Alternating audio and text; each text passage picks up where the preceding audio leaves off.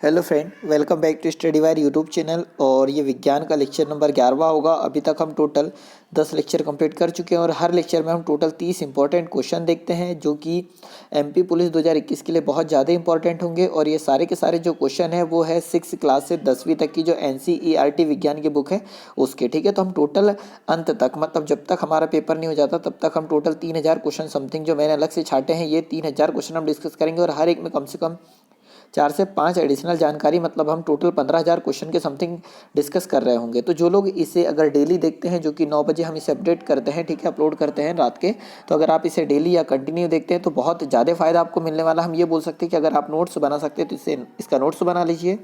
ठीक है, हम जितने हर क्वेश्चन की एडिशनल जानकारी जो आ सकती है बिल्कुल हर एक चीज़ें डिस्कस करते हैं।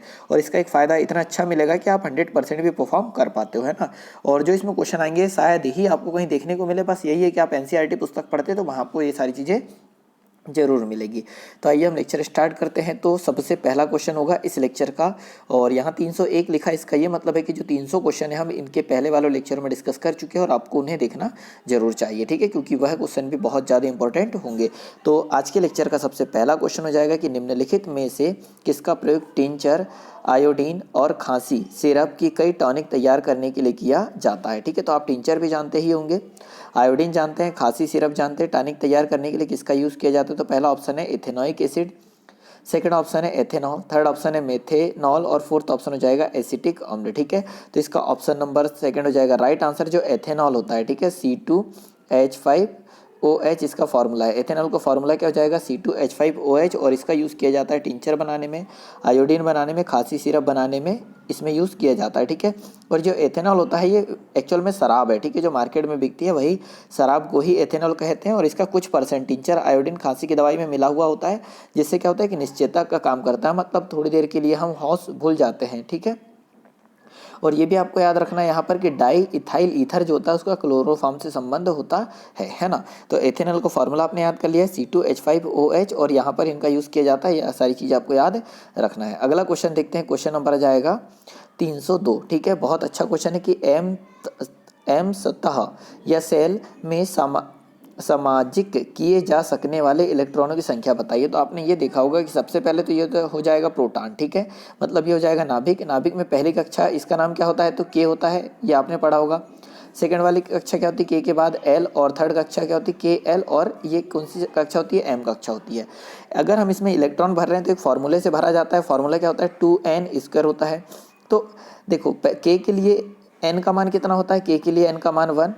ठीक है, के लिए एन का मान 1 होता है। एल के लिए एन का मान कितना हो जाएगा? 2, और एम के लिए एन का मान कितना हो जाएगा? 3 हो जाएगा। ठीक है, तो एन का मान अगर मैं यहाँ 3 लिखूँ तो 2 गुणित यहाँ 3 का वर्ग, और सॉल्व करेंगे तो 2 गुणित 3 का वर्ग 9, तो आ जाएगा कितना? 18। तो हम ये बोल सकते हैं कि जो एम सेल है, ठीक है, जो एम सेल है उसमें टोटल कितने इलेक्ट्रॉन जाएंगे? तो 18 जाएंगे, मतलब ऑप्शन नंबर सेकंड हो जाएगा यहाँ पर राइट आंसर। ठीक है, और जब भी इलेक्ट्रॉनों की बात आए तो पहली कक्षा को हम के से रिप्रेजेंट करते हैं, फिर एल, फिर एम और फिर एन। क्लियर हो पा रहा है? और फॉर्मूला यही यूज़ करते हैं 2n²। इससे प्रत्येक कक्षक में कितने इलेक्ट्रॉन जाएंगे उसका, या प्रत्येक सेल में कितने इलेक्ट्रॉन जाएंगे उसका यहाँ पर पता चलता है। तो आप अगर याद रख सको तो ये भी याद रख लेना कि के में टोटल 2 इलेक्ट्रॉन जाते हैं, एल में जाते हैं कितने? 2, 8, और फिर एम में जाते हैं के एल, एम में जाते हैं कितने? 18। ठीक है, तो ये आप याद रखना 2, 8, 18। अगला क्वेश्चन देखते हैं, क्वेश्चन नंबर 303 हो जाएगा कि मानव प्रजनन प्रणाली में कौन सा हिस्सा माँ के रक्त से भ्रूण को पोषण प्राप्त करने में मदद करता है? ठीक है, तो मानव प्रजनन प्रणाली में कौन सा हिस्सा माँ के रक्त से भ्रूण को पोषण प्राप्त करने में मदद करता है? एक अच्छा खासा क्वेश्चन है, और प्रजनन से मैक्सिमम क्वेश्चन पूछे जाएंगे आपके पेपर में। तो पहला क्वेश्चन है गर्भाशय, सेकंड ऑप्शन है गर्भाशय ग्रीवा, थर्ड है गर्भनाल, और फोर्थ ऑप्शन हो जाएगा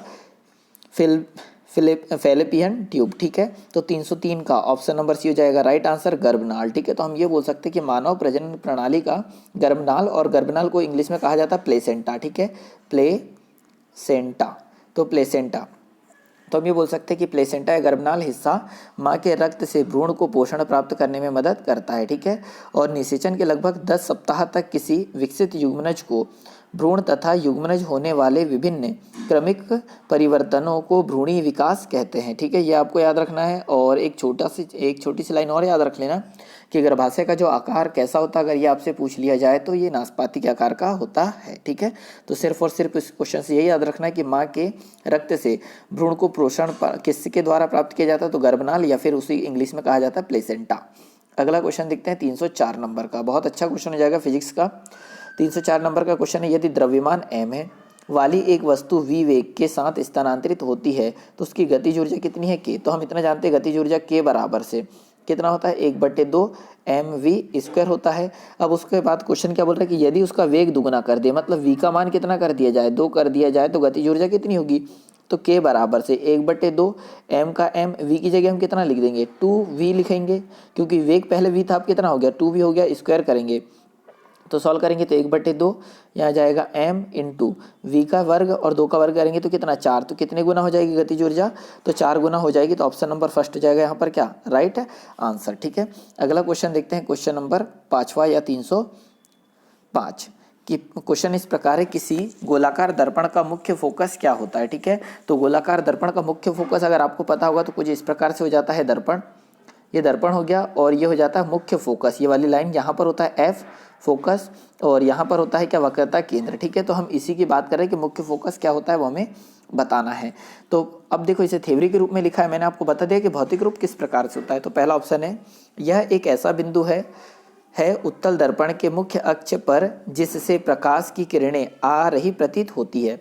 और सेकंड ऑप्शन यहाँ दे रखा है कि मुख्य अक्ष पर एक बिंदु है, मुख्य अक्ष पर एक बिंदु है जिसके माध्यम से मुख्य अक्ष, वैसे ही अक्ष होगा ना, मुख्य अक्ष के समांतर प्रकाश की किरणें प्रतिबिंब होने के साथ पारित होती है या मुख्य बिंदु पर इस बिंदु से उत्पन्न होती दिखाई देती है। तो ऑप्शन नंबर सेकंड ही होगा राइट आंसर। देखो कि ये हो गया हमारा एक अवतल दर्पण है, उत्तल दर्पण कोई, ये अवतल दर्पण हुआ। अब उसने बोला कि यह मुख्य अक्ष पर एक बिंदु होती है, तो ये मुख्य अक्ष वाला इसे मुख्य अक्ष बोलते हैं और इस पर एक बिंदु होता है क्या फोकस, है ना। तो फोकस यहाँ पर हो जाएगा ये एफ, ये इसे बोलते हैं फोकस। मुख्य अक्ष पर एक बिंदु होता है जिसके माध्यम से प्रमुख अक्ष के, ठीक है, मुख्य प्रमुख अक्ष मतलब मुख्य अक्ष के समांतर प्रकाश की किरणें प्रतिबिंब के बाद प्रतीत होती है। मतलब अगर यहाँ से कोई एक किरणें आ रही तो यहाँ से होते हुए जाएगी, मतलब हर एक किरणें फोकस से होकर जाती है, ये बोलना चाह रहे हैं। तो ऑप्शन नंबर सेकंड ही होगा यहाँ पर राइट आंसर। मतलब प्रकाश वाला चैप्टर आप पढ़ लीजिए, ज़्यादा बेटर होगा और ये 10th क्लास में आपको मिलेगा। अगला क्वेश्चन है क्वेश्चन नंबर 306 कि ऑक्सीजन के एक अणु का द्रव्यमान खाली स्थान है। ठीक है, तो ऑक्सीजन के एक अणु का द्रव्यमान खाली स्थान है, तो पहला ऑप्शन है 2.3 इंटू 10⁻⁻23, सेकंड ऑप्शन है 3.3 इंटू 10⁻⁻23 और थर्ड ऑप्शन है 5.3 इंटू 10⁻23 और फोर्थ ऑप्शन हो जाएगा 4.3 इंटू 10⁻20⁻23। तो ऑप्शन नंबर सी है यहाँ पर राइट आंसर। ठीक है, अगला क्वेश्चन देखते हैं क्वेश्चन नंबर 307 कि निम्न में से कौन सी धातु ठंडे पानी के साथ शीघ्रता से अभिक्रिया करती है। ठीक है, तो यहाँ 4 धातु दे रखी है, लोहा, एल्यूमिनियम, जस्ता और पोटेशियम।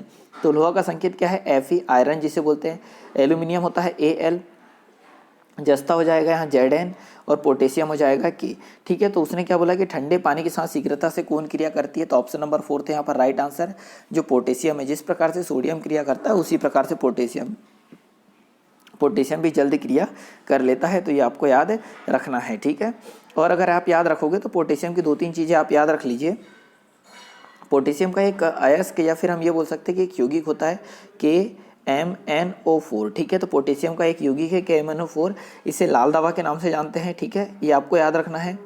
और अगर आप याद रखोगे तो KMnO4 जो है को प्रबल गर्म करने पर पोटेशियम परमैंगनेट या पोटेशियम हाइड्रोक्साइड बनता है। मतलब KMnO4 को अगर आप अच्छे से गर्म करोगे तो पोटेशियम परमैंगनेट या पोटेशियम हाइड्रोक्साइड बनता है, ये आप याद रख सकते हैं, ज़्यादा बेटर होगा आपके लिए, है ना। अगला क्वेश्चन देखते हैं, क्वेश्चन नंबर 308 हो जाएगा कि भारतीय मूल की इंद्रानुई, ये करंट अफेयर का क्वेश्चन टाइपिस्ट ने डाल दिया है, कोई बात नहीं, है ना, आप करंट पढ़ते ही होंगे। तो भारतीय मूल की इंद्रानुई निम्नलिखित में से कौन सी कंपनी की मुख्य कार्यकारी अधिकारी है। ठीक है, पहला ऑप्शन है कोको कोला, थर्ड है, सेकंड है माइक्रोसॉफ्ट, थर्ड हो जाएगा पेप्सिको और फोर्थ ऑप्शन हो जाएगा अमेजॉन। ठीक है, तो क्वेश्चन नंबर 308 है, इसका ऑप्शन नंबर सी हो जाएगा राइट आंसर, पेप्सिको। अगला क्वेश्चन देख लेते हैं, क्वेश्चन नंबर आ जाएगा 309 कि न्यूलैंड के ऑक्टेक्स के नियम के अनुसार प्रकृति में कितने तत्व मौजूद थे। तो आपने पढ़ा होगा कि न्यूलैंड की जो इन्होंने नियम दिया था, ठीक है। मतलब न्यूलैंड का ऑक्टेट नियम आया था, या फिर हम ये बोल सकते हैं कि अष्टक नियम आया था न्यूलैंड का। और इन्होंने क्या बताया था कि प्रकृति में टोटल कितने तत्व मौजूद होते हैं, इसके बारे में बताया था। तो इन्होंने जो बताया था वो टोटल 56 तत्व मौजूद है ऐसा बताया था। और इन्होंने ये भी बोल दिया था कि इसके बाद कोई तत्व खोजा नहीं जाएगा। पर जैसी अगली आवर्त सारणी आती है किसकी, मेंडलीफ की, तो ये पता चल जाता है कि जो न्यूलैंड ने बोला है वो सारी चीज़ें क्या है, गलत है। मतलब प्रकृति में और भी चीज़ें मौजूद है। तो आपको याद रखना है कि न्यूलैंड के अष्टक नियम में टोटल कितने तत्व थे, तो 56 तत्व थे, ये आपको याद रखना है, ठीक है। अगला क्वेश्चन देखते हैं हम, क्वेश्चन नंबर 310, ठीक है, कि पौधों का सर्वाधिक प्राकृतिक ऑक्सीजन है। बहुत अच्छा क्वेश्चन हो जाएगा और ये आपको बहुत डीपली अगर आप 10th तक की एनसीईआरटी पढ़ोगे तो ही ये मिलेगा कि पौधे का सर्वाधिक प्राकृतिक ऑक्सीजन है। तो पहला ऑप्शन हो जाएगा IBA, सेकंड ऑप्शन है NAA, थर्ड ऑप्शन हो जाएगा IAA और फोर्थ ऑप्शन हो जाएगा साइट्रिक अम्ल, ठीक है। तो 310 का ऑप्शन नंबर सी हो जाएगा यहाँ पर राइट आंसर IAA। तो हम ये बोल सकते हैं कि पौधों का सर्वाधिक प्राकृतिक ऑक्सीजन होता है कौन सा, IAA होता है। और ऑक्सीजन की अगर हम खोज की बात करें, ठीक है, ये ऑक्सीजन हार्मोन होता है, इसकी खोज की बात करें तो 1880 में की गई थी। कब, 1880 में की गई थी। डार्विन ने, किसने की थी, डार्विन ने करी थी। और इस ऑक्सीजन के अगर हम कार्य की बात करें तो ऑक्सीजन पौधों की वृद्धि को नियंत्रित करने वाला हार्मोन है, ठीक है। ऑक्सीजन हार्मोन पौधे की वृद्धि को नियंत्रित करने वाला हार्मोन है और इसका निर्माण पौधे के ऊपरी हिस्से में होता है। और आपने सूरजमुखी का फूल देखा होगा, तो सूरजमुखी का फूल क्या होता है, जिधर सूरज जाता है उधर मुड़ते जाता है। तो वह गुण भी किसके कारण होता है, तो ऑक्सीजन के गुण, ऑक्सीजन के कारण होता है पौधे में वह गुण, ठीक है।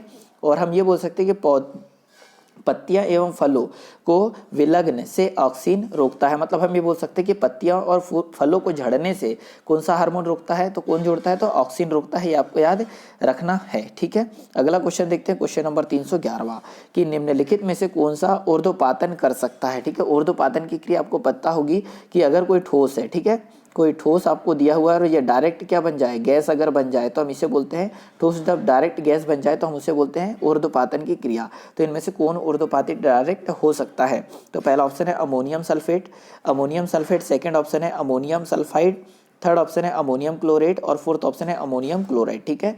तो यहाँ पर ऑप्शन नंबर फोर्थ हो जाएगा राइट आंसर, कि जो अमोनियम क्लोराइड है, अमोनियम क्लोराइड मतलब अमोनियम क्लोराइड है ना, NH4Cl। तो ये क्या हो जाएगा, अमोनियम क्लोराइड का फॉर्मूला हो जाएगा। तो ये क्या होता है, ऊर्ध्वपातन की क्रिया करता है। कहने का मतलब कि अगर ठोस है, इसे अगर हम खुला रख दे तो डायरेक्ट क्या हो जाएगा, द्रव गैस में परिवर्तित हो जाएगा। तो ऊर्ध्वपातित के लिए 4-5 चीज़ें और होती है जो पेपर में अक्सर करके पूछे जाती है। तो एक कपूर होता है, ठीक है, जो कपूर होता है इसमें भी ऊर्ध्वपातन की क्रिया होती है। ये आपको याद रखना, बड़ा ऊ की मात्रा आएगी ना, कपूर में भी ऊर्ध्वपातन की क्रिया होती है। एक होता है नेफ्थलीन, ठीक है, नेफ्थलीन में भी ऊर्ध्वपातन की क्रिया होती है। अगला आपको ये याद है ही क्या, अमोनियम क्लोराइड भी ऊर्ध्वपातन की क्रिया दर्शाता है। और एक होता है एंथ्रासीन, ठीक है, यहाँ लिख देता हूँ मैं, एंथ्रासीन में भी ऊर्ध्वपातन की क्रिया होती है। और एक और याद रखना, बेंजोइक अम्ल। तो यहाँ पर आपको क्या क्या याद रखना, ऊर्ध्वपातन की क्रिया एक तो कपूर में होती है, दूसरा नेफ्थलीन में होती है, थर्ड एंथ्रासीन में होती है, फोर्थ अमोनियम क्लोराइड में होती है और फिफ्थ हो जाएगा बेंजोइक अम्ल में होती है। तो ये अगर पांचों नाम याद रख लेते हैं आप तो एक नंबर आपका डन हो जाएगा, ठीक है। आप ये अगर याद रख सको तो बहुत ज़्यादा अच्छी बात होगी और नहीं याद रख सको तो आपकी प्रॉब्लम है उसमें। अगला क्वेश्चन देखते हैं, क्वेश्चन नंबर 312, कि बल की परिभाषा को किस आधार पर व्याख्यायित किया जा सकता है। तो आप याद रखना कि बल की जो परिभाषा है, F बराबर से होता है क्या है, बल बराबर से द्रव्यमान गुणित त्वरण, ए होता है F बराबर से m। तो यहाँ पर दो चीज़ें आप याद रखना, ठीक है। तो आंसर नंबर इसका फर्स्ट है, ये तो डन है कि बल की परिभाषा को कौन, न्यूटन के गति के प्रथम नियम द्वारा परिभाषित किया जाता है। तो दो चीज़ें याद रखना है कि अगर जब भी व्याख्यायित या परिभाषित करने की बात करें, बल की परिभाषा किससे मिलती है, तो गति के प्रथम नियम से मिलती है। तो ऑप्शन नंबर फर्स्ट है राइट आंसर है। परंतु ये जो F बराबर से ma अगर मैं बता रहा हूँ, ये बल का समीकरण है। तो बल का समीकरण गति के दूसरे समीकरण से प्राप्त होता है, ठीक है। तो दो क्वेश्चन अलग अलग याद रखना कि जब भी बल की परिभाषा की बात करें तो न्यूटन के प्रथम नियम से संबंधित है, परंतु अगर बल के समीकरण की बात करें तो वो गति के द्वितीय नियम से प्राप्त होता है। ये चीज़ें आप अगर याद रख सको तो बहुत ज़्यादा अच्छी बात होगी। और न्यूटन के जो गति के नियम दिए गए थे ये भी याद रख लेना कि 1987 में दिए गए थे और 1987 में न्यूटन के नियम दिए गए थे और ये कौन सी पुस्तक में लिए लिखे गए तो प्रिंसिपिया में लिखे गए हैं। ठीक है, अगला क्वेश्चन देखते हैं। क्वेश्चन नंबर 313 हो जाएगा कि निम्न में से किस में निम्न प्रतिरोध होता है, ठीक है, या होती है। तो बहुत अच्छा क्वेश्चन है कि निम्नलिखित में से किस में निम्न प्रतिरोध। निम्न प्रतिरोध का मतलब धारा की कोई भी रुकावट नहीं होगी। निम्न प्रतिरोध का मतलब प्रतिरोध मीन्स होता है रुकना, ठीक है, किसी चीज में अड़चन लगाना, परंतु यहाँ पर निम्न प्रतिरोध की बात हो रही है, मतलब धारा सीधे सीधे बह जाएगी, कोई प्रतिरोध उसमें नहीं होगा या कोई रुकावट नहीं होगी। तो पहला ऑप्शन हीरा, सेकंड है ग्लास, थर्ड है एबोनाइट और फोर्थ ऑप्शन हो जाएगा नाइक्रोम। तो ऑप्शन नंबर डी हो जाएगा यहाँ पर राइट आंसर कि जो नाइक्रोम है यह निम्न प्रतिरोध होता है। ठीक है, और नाइक्रोम किसका बना होता है ये अगर आप याद रख सको तो निकेल, ठीक है, निकेल, क्रोमियम और आयरन का बना होता है। तो आपसे अगर पूछ लिया जाए कि नाइक्रोम किसका बना होता है तो निकेल, क्रोमियम और आयरन का बना होता है। ठीक है, और प्रतिरोध का ऐसा ही मात्रा क्या होता है तो ओम होता है। ये बहुत छोटी चीज़ है, आपको पता होगा। अगला क्वेश्चन देखते हैं। क्वेश्चन नंबर 314 हो जाएगा कि निम्न में से कौन सा जानवर अपना लिंग बदल सकता है। बहुत अच्छा क्वेश्चन है कि निम्न में से ऐसा कौन सा जानवर है जो अपना लिंग बदल सकता है। तो पहला ऑप्शन हो जाएगा प्लानारियम, सेकंड ऑप्शन हो जाएगा घोंघा, थर्ड ऑप्शन है एस्केरिस, फोर्थ ऑप्शन है स्नेल। ठीक है, तो ऑप्शन नंबर डी हो जाएगा यहाँ पर राइट आंसर। जो स्नेल होता है वह अपना लिंग परिवर्तित कर सकता है, तो ऑप्शन नंबर फोर्थ है राइट आंसर। ठीक है, अगला याद रखना, आप एक जो 4-5 फैक्ट बोल रहा हूँ ये आप अगर याद रख सको तो बहुत अच्छी बात है। आगे चल के इनसे भी क्वेश्चन बनेंगे कि लिंग निर्धारण में भाग लेने वाला जो हार्मोन है उसको बोलते हैं क्रोमोसोम, को सेक्स हार्मोन कहते हैं। ठीक है, जो क्रोमोसोम होता है उसको सेक्स हार्मोन बोलते हैं। और यह गुणसूत्र नर एवं मादा दोनों पौधे या जंतु में अलग अलग होते हैं। अगला अगर आप याद रख सको तो ये भी याद रखना कि ऑटोसोम्स में गुणसूत्र नर एवं मादा में समान रूप में पाए जाते हैं।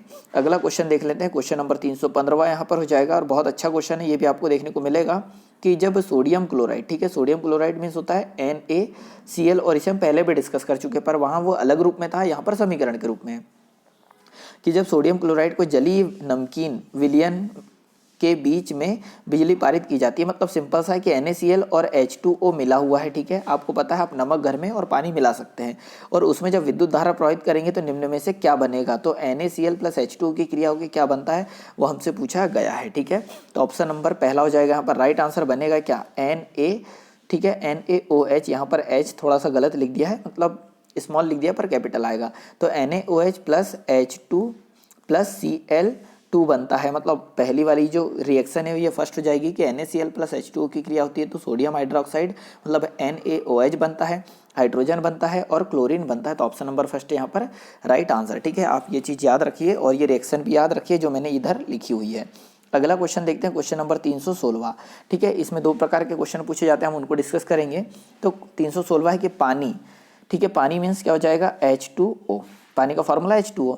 तो पानी के एक अणु में हाइड्रोजन के द्रव्यमान, तो हाइड्रोजन का द्रव्यमान कितना होता है 1 और ऑक्सीजन के द्रव्यमान का अनुपात हमेशा कितना होता है। तो देखो हाइड्रोजन का द्रव्यमान 1 पर हाइड्रोजन हमारे पास कितने हैं 2 अनुपात, ऑक्सीजन का द्रव्यमान कितना होता है 16। अगर हम इसे सॉल्व करें तो 2 एकम 2, 2 अट्ठी 16, तो द्रव्यमान का अनुपात कितना आ गया 1:8, मतलब ऑप्शन नंबर डी हो जाएगा यहाँ पर राइट आंसर कि पानी के एक अणु में हाइड्रोजन के द्रव्यमान और ऑक्सीजन के द्रव्यमान के बीच हमेशा अनुपात होगा कितना 1:8 होगा। कैसे निकाला हमने, तो हाइड्रोजन का द्रव्यमान 1 होता है, 2 हाइड्रोजन थे तो 2 का गुणा करा, यह अनुपात लगाया और ऑक्सीजन का द्रव्यमान कितना होता है 16, सॉल्व करेंगे तो 1:8 आएगा, मतलब ऑप्शन नंबर 4 हो जाएगा यहाँ पर राइट आंसर। ठीक है, अगला क्वेश्चन देखते हैं। क्वेश्चन नंबर 317 हो जाएगा कि C4, ठीक है, मैं थोड़ा सा यहाँ बदल देता हूँ, ये C4H14 की जगह C6H14, ठीक है, ये वाला क्वेश्चन होगा। C6H14 का सूत्र खालिस्तान हाइड्रोकार्बन दर्शाता है। ठीक है, तो C6H14 का नाम क्या है ये हमसे डायरेक्टली पूछा गया है, ये आपका हो जाएगा क्वेश्चन, वो छपा गलत था है ना। तो पहला ऑप्शन है हेक्सीन, सेकंड ऑप्शन है हेक्सेन, थर्ड ऑप्शन हो जाएगा हेक्साइन, फोर्थ ऑप्शन हो जाएगा हेप्टाइन। ठीक है, तो ऑप्शन नंबर सेकंड है यहाँ पर राइट आंसर क्या हेक्सेन होगा C6H14। ठीक है, तो ये एल्केन समूह का है। ठीक है, ये कौन सा है एल्केन समूह से संबंधित है, एल्केन समूह से संबंधित है और एल्केन समूह का फॉर्मूला क्या होता है तो CnH2n+2, ये एल्केन समूह का फॉर्मूला होता है, आपको याद रखना है CnH2n+2। तो सबसे पहले इसमें क्या होता है मेथेन होता है, मेथेन के बाद क्या होता है एथेन होता है, एथेन के बाद क्या होता है प्रोपेन होता है, प्रोपेन के बाद आता है ब्यूटेन आता है। ठीक है, ब्यूटेन आ जाएगा और ब्यूटेन के बाद क्या जाएगा पेंटेन और पेंटेन के बाद क्या जाएगा हेक्सेन। मतलब जहाँ पर भी कार्बन कितने दिखे 6 दिखे तो वह हेक्सेन, 5 दिखे तो पेंटेन, 4 दिखे तो ब्यूटेन, थर्ड दिखे, 3 दिखे तो प्रोपेन, 2 अगर कार्बन हो तो एथेन और 1 अगर कार्बन हो तो मेथेन होगा, ठीक है। और इनके अलग अलग फार्मूले कुछ नहीं होता है। CH4 अगर लिखेंगे तो मेथेन का फार्मूला है, C2H6 अगर लिख देंगे तो ये हो जाएगा एथेन, C3H8 अगर लिखेंगे तो ये हो जाएगा प्रोपेन, C4H10 लिख देंगे तो ये हो जाएगा कितना, ब्यूटेन, और C5H12 अगर लिखेंगे तो ये हो जाएगा कितना, पेंटेन, और C6H14 लिखेंगे तो ये क्या हो जाएगा, हेक्सेन हो जाएगा। और ये सब बन किससे रहे हैं, CnH2n+2 से बना रहे हैं हम, ठीक है। एक लिखेंगे तो methane, ethane, propane, butane, pentane और हेक्सेन, ठीक है। तो ऑप्शन नंबर सेकंड है यहाँ पर राइट आंसर, याद रखना, बस ये क्वेश्चन मैंने यहाँ चेंज किया था। अगला क्वेश्चन देखते हैं, क्वेश्चन नंबर 318 हो जाएगा कि निम्नलिखित में से कौन सा घोल इन सभी में अम्लीय है। तो यहाँ पर जो आपको दिया है कि सबसे ज़्यादा अम्लीय क्या है वो आपसे पूछा है, तो जिसका पीएच मान 0 हो, 1 हो, 6 हो और 7 हो, ठीक है। तो किसका कौन सबसे ज़्यादा अम्लीय होगा, तो ऑप्शन नंबर फर्स्ट है राइट आंसर, कि जिसका पीएच मान 0 होगा वह सबसे ज़्यादा अम्लीय होता है। और इस पीएच स्केल को दिया था कौन ने, सोरेनसन ने दिया था। ये पीएच स्केल होता है, इसको दिया था कौन ने, सोरेनसन ने 1909 में दिया था, ठीक है। 1909 में सोरेनसन ने पीएच स्केल दिया था। और ये पीएच स्केल कुछ इस प्रकार से होता है, और यहाँ से 0 से स्टार्ट होकर कहाँ तक होता है, 14 तक होता है, याद रखना। और बीच में होता है 7, और ये 7 पर जो भी विलियन जिनका पीएच मान 7 होता है वो उदासीन होते हैं। इधर 0 से 7 तक H+ की सांद्रता अगर इधर जाएंगे तो क्या होते जाती है, बढ़ते जाती है H+ की सांद्रता, मतलब ज़्यादा अम्लीय होते जाएगा। और जब हम इधर जाते जाते हैं तो H+ की सांद्रता कम होती है, पर OH- की सांद्रता क्या होती है, बढ़ते जाती है। मतलब 7 से 14 के बीच क्षार होते हैं, 7 से 0 के बीच अम्ल होते हैं, ठीक है। ये सारी चीज़ें आपको याद रखना है। अगला क्वेश्चन देखते हैं, क्वेश्चन नंबर 319 हो जाएगा कि समजातीय श्रृंखला के अनुवर्ती सदस्यों की परमाणु द्रव्यमान इकाई के बीच कितनी भिन्नता होती है। तो ऑप्शन नंबर डी है यहाँ पर राइट आंसर, कितनी, 14।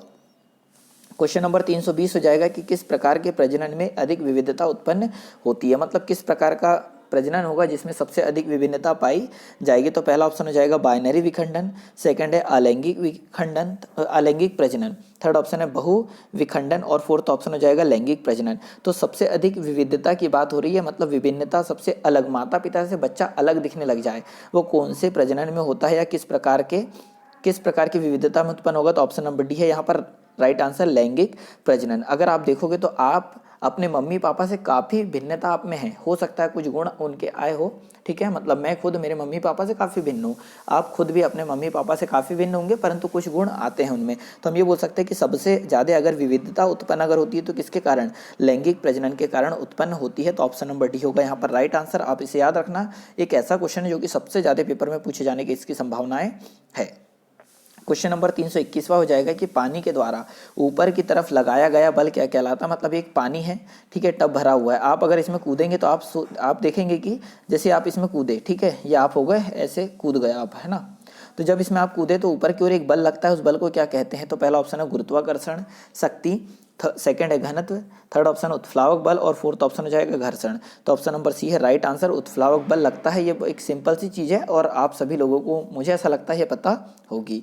अगला क्वेश्चन देखते हैं, क्वेश्चन नंबर 322वां, कि अगर किसी चालक का प्रतिरोध आधा कर दिया जाए, ठीक है, बहुत अच्छा क्वेश्चन है, याद रखना ये, ठीक है, कि किसी चालक का प्रतिरोध आधा कर दिया जाए तो ऊष्मीय प्रभाव कितना होगा। तो सबसे पहले देखो, प्रतिरोध को आर से रिप्रेजेंट करते हैं, तो आर था प्रतिरोध, परंतु प्रतिरोध बोल दिया आधा कर दिया जाए, मतलब R/2 कर दिया जाए, तो ऊष्मीय प्रभाव कितना होगा ये हमसे पूछा है। तो सबसे पहले ये पता होना कि ऊष्मीय प्रभाव का फॉर्मूला क्या होता है। तो ऊष्मीय प्रभाव H बराबर से होता है VI, ठीक है, ये फॉर्मूला है, 10वीं में आपको पढ़ने को मिलेगा। H बराबर से यहाँ ऊष्मा को रिप्रेजेंट करेगा, हीट को, ठीक है, तो H बराबर से VI होता है, ये पहला फॉर्मूला हुआ। अब हम इतना जानते हैं कि V बराबर से होता है IR, ठीक है, ये आपको याद होगा, V बराबर से IR, ओम का नियम आपने पढ़ा होगा। अगर इस V का मान मैं यहाँ याद रख दूँ तो एक नया फॉर्मूला बन जाएगा हीट का, तो हीट बराबर से V की जगह IR लिखेंगे तो यहाँ पर आ जाएगा कितना, I और I का गुणा होगा तो I² R हो जाएगा। तो ये वाला फॉर्मूला इस क्वेश्चन में लग रहा है कि H बराबर से I² R, और इस R का मान अगर आधा करेंगे तो हो क्या जाएगा, I² R अपॉन कितना 2, तो बटे में अगर 2 हुआ मतलब हीट का मान भी कितना हो गया, आधा हो गया है, ठीक है। तो जो लोग साइंस बैकग्राउंड के हैं तो वो लोग समझ पा रहे होंगे, परंतु जो इसे नहीं समझ रहे हैं तो H बराबर से VI आपको याद रखना है, H बराबर से I² R, ये हीट के फॉर्मूले याद रखना है।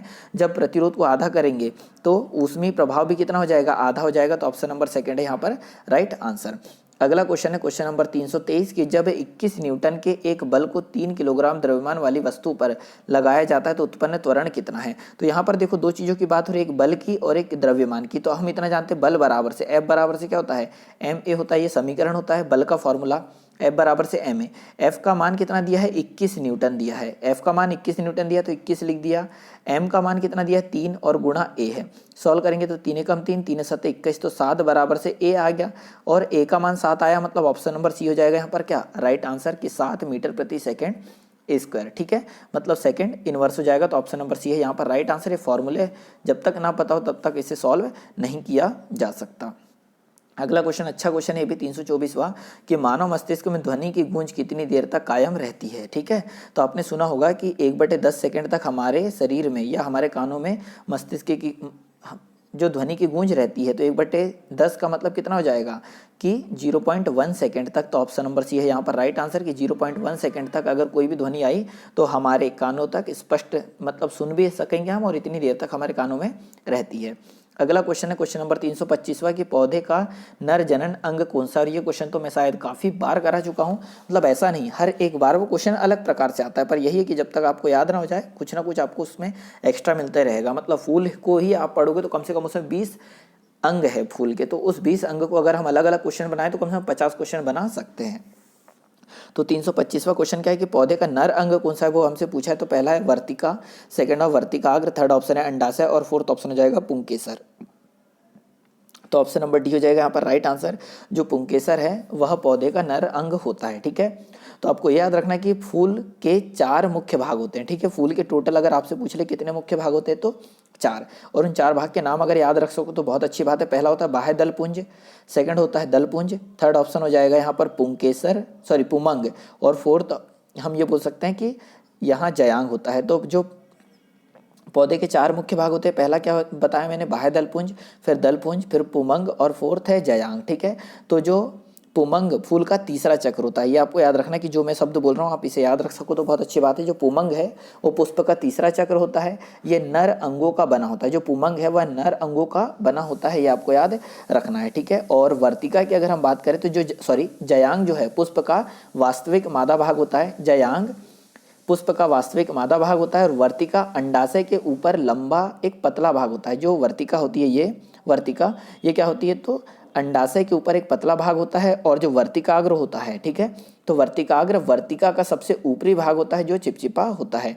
पर क्वेश्चन में हमसे क्या पूछा गया था, ये सारी चीजें आप याद रखिए। और नर भाग क्या होता है, तो पुंकेसर होता है। ऑप्शन नंबर डी है यहाँ पर राइट आंसर। अगला क्वेश्चन देखते हैं क्वेश्चन नंबर 326वां कि अत्यधिक प्रतिरोध वाले चालक को क्या कहा जाता है। ठीक है, मतलब अत्यधिक प्रतिरोध वाले चालक को क्या कहते हैं। तो पहला ऑप्शन है चालक, सेकंड है विद्युत रोधी, थर्ड ऑप्शन है प्रतिरोध, और फोर्थ ऑप्शन हो जाएगा अर्ध चालक। ठीक है, तो 326वें का ऑप्शन नंबर ठीक सी हो जाएगा राइट आंसर कि अत्यधिक प्रतिरोध वाले चालक को हम क्या बोलते हैं, मतलब इतना प्रतिरोध है कि उसमें से कोई भी धारा प्रवाहित नहीं हो सकती है। मतलब ये एक प्रतिरोध का सिंबल है, इसका प्रतिरोध इतना अधिक है कि इसमें से कोई भी धारा मतलब आई प्रवाहित नहीं हो सकती, तो हम उसे क्या बोलते हैं, प्रतिरोधक बोलते हैं। तो ऑप्शन नंबर सी हो जाएगा यहाँ पर राइट आंसर। अगला क्वेश्चन देख लेते हैं क्वेश्चन नंबर 327वां हो जाएगा कि निम्न धातुओं में से कौन सी धातु आयरन क्लोराइड से पहले का विस्थापन करती है। मतलब निम्न में से कौन सी धातु है जो आयरन क्लोराइड मतलब FeCl जो आपको दिया है FeCl2 आयरन क्लोराइड से पहले विस्थापित करेगी। तो पहला ऑप्शन हो जाएगा सीसा, सेकंड है टीन, थर्ड ऑप्शन हो जाएगा चांदी, और फोर्थ ऑप्शन हो जाएगा जस्ता। मतलब इनमें हम किसकी क्रिया कराएं कि Cl विस्थापित हो जाए। तो अगर मैं इसमें Zn की क्रिया कराऊं तो ZnCl से क्रिया कर लेगा और ZnCl2 बना लेगा, है ना। तो ऑप्शन नंबर सी हो जाएगा, डी हो जाएगा राइट आंसर Zn। अगला क्वेश्चन नंबर 328वां हो जाएगा कि खालिस्तान एक बहुकोशिकीय जीव है। ठीक है, तो ये यहाँ पर 4 जीव दे रखे हैं। पहला एगेरिकस, सेकंड है साइनोबैक्टीरिया, थर्ड है माइकोप्लाज्मा, फोर्थ ऑप्शन है पैरामीशियम। तो इनमें से ऐसा कौन सा है जो बहुकोशिकीय जीव है। तो आप जानते हैं कि हर जीव कोशिकाओं से मिलकर बना होता है, तो ऐसा कौन सा जीव है जो बहुकोशिकीय। तो ऑप्शन नंबर फर्स्ट हो जाएगा राइट आंसर जो एगेरिकस है। ठीक है, एगेरिकस एक बहुकोशिकीय जीव है, और जो मतलब जो भी जीव है वो कोशिकाओं से मिलकर ही बना होता है। तो ये बहुकोशिकीय जीव है एगेरिकस। पर साइनोबैक्टीरिया, माइकोप्लाज्मा और पैरामीशियम, ठीक है, ये तीनों की तीनों एक कोशिकीय जीव के उदाहरण है। कौन सा, साइनोबैक्टीरिया, माइकोप्लाज्मा और पैरामीशियम। पर एगेरिकस बहुकोशिकीय जीव होगा।